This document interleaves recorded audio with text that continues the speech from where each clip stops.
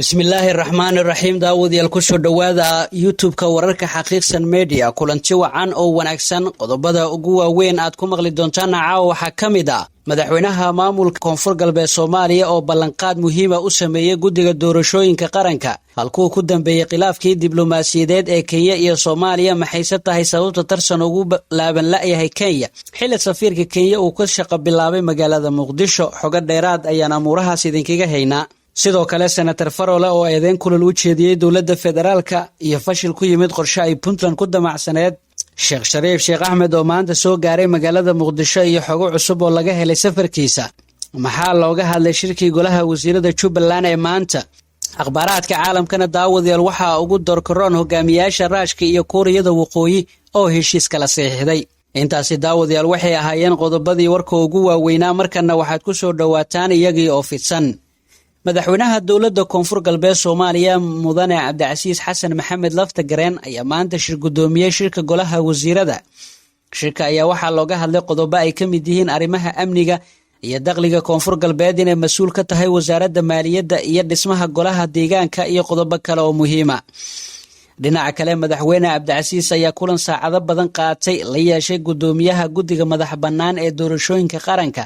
Xaliimo Ismaaciil Ibraahim Xaliimo Yarey waxaana ay ka wada hadleen buuxinta kuraasta ka bannaan baarlamaanka Soomaaliya xildhibaanada ugu matala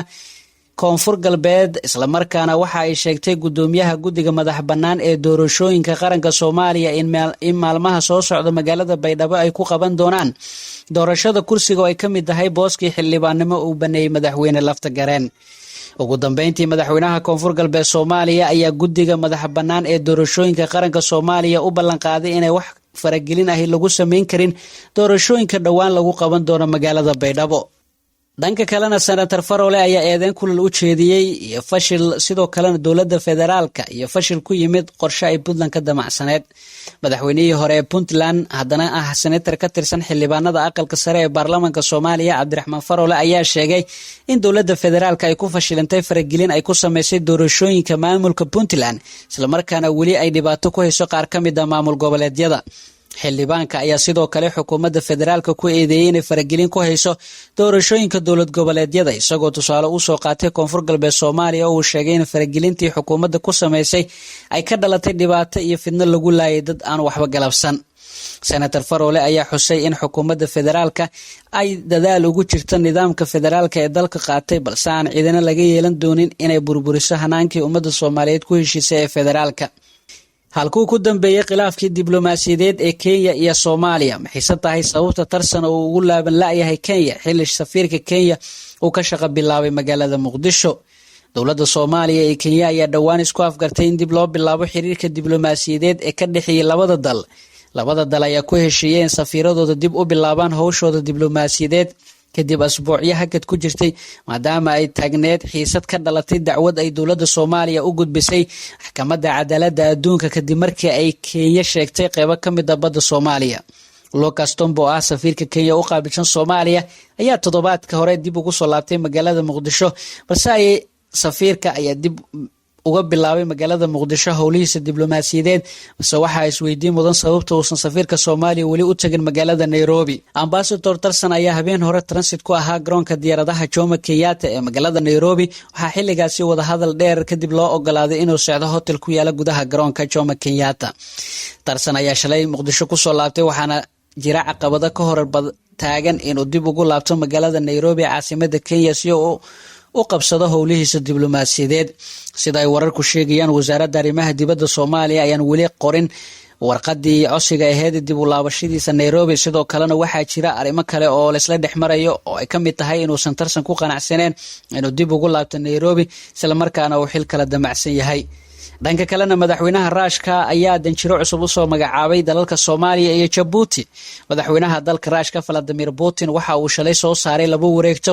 oo ku soo magacaabay halka danjire ee Raashka wakiilka uga noqon doona dalalka Soomaaliya iyo Djibouti sida aan ka soo xiganay shabakada macluumaadka qaanuuniga ee dalkaasi waxa danjiraha cusub loo magacaabaya Mikhail Golfanov. Isla wareegtadaasi waxaa danjire Mikhail Golfanov sidoo kale loo soo magacaabay xilka danjiraha federaalka Russia u joogi doona Soomaaliya. danjire Mikhail waxa uu tan iyo sanadkii 2013 ahaa qonsulka guud ee dowladda Ruushka u joogay magaalada Cinabad ee bariga dalka Algeria. dowladda Ruushka wax safaarada kuma laha Soomaaliya tan iyo burburkii dowladii kacaanka ee sanadkii 1991. madaxweynihii hore ee Soomaaliya Sheekh Shariif Sheekh Axmed ayaa maanta soo gaaray magaalada Muqdisho iyadoo xog cusubna laga helayo safarkiisa. dadweyne aad u fara badan oo wadada ka timaada garoonka diyaaradaha ee magaalada Muqdisho ilaa isgoyska kilometer 4 safna waxa ay wateen sawirada iyo waliba saanta xisbiga hogaamiyaha ka yahay. Shariif Sheekh Axmed ayaa ujeedooyin dhowr ah dalka ugu soo laabtay waxaana kamid ah kulamo uu la qaadan doono xubnaha xisbiga iyo dhalinyarada kala duwan oo kala hadli doono nidaamka dowladnimada iyo xisbiyada. warar soo baxaya ayaa sheegaya in sidoo kale uu ka qayb gali doono munaasabad weyn oo xisbiga ku qabsan doono magaalada Muqdisho taasi oo xubno xilal kala duwan dalka ka soo qabtay ay ka soo muuqan doonaan. warar kale oo soo baxaya ayaa sheegaya in gudoomiyihii baarlamaanka Maxamed Cusmaan Jawaari la doonayo in laga dhigo gudoomiyaha xisbiga iyadoo hogaamiye uu noqon doono Sheekh Shariif Sheekh Axmed. haddaba magaalada Kismaayo wararka naga soo gaarayna waxay sheegeen halkaasi maanta ay ku kulmeen golaha wasiirada ee Jubbaland waxaana shir gudoominaya kusimaha madaxweynaha Jubbaland ahna madaxweyne ku-xigeenka labaad Cabdiqaadir Xaaji Maxamuud. qodobada shirka looga hadlayay waxaa kamid ahaa arrimaha siyaasadda, amniga iyo abaaraha ka jira deegaanada Jubbaland. madaxweyne ku-xigeenka ayaa furitaanka shirka kadib waxa uu ka warbixiyay arrimaha amniga iyo siyaasadda dowlad goboleedka Jubbaland iyadoo sidoo kale warbixino laga dhageystay xubno ka tirsan wasiirada Jubbaland. ugu dambeyntiina hogaamiyaasha Ruushka iyo waliba Kuuriyada Waqooyi ayaa heshiis kala saxiixday. hogaamiyaha Kuuriyada Waqooyi Kim Jong Un iyo madaxweynaha Ruushka Vladimir Putin ayaa ballan qaaday inay yeelan doonaan xiriir dhow wax yar ka hor inta uusan furmin shir madaxeedkii ugu horeeyay abid oo ay labada hogaamiyaashaan. shirkan ayaa ka dhacaya magaalada xeebeedka Vladivostok ee dhaca dhinaca bariga fog ee Ruushka.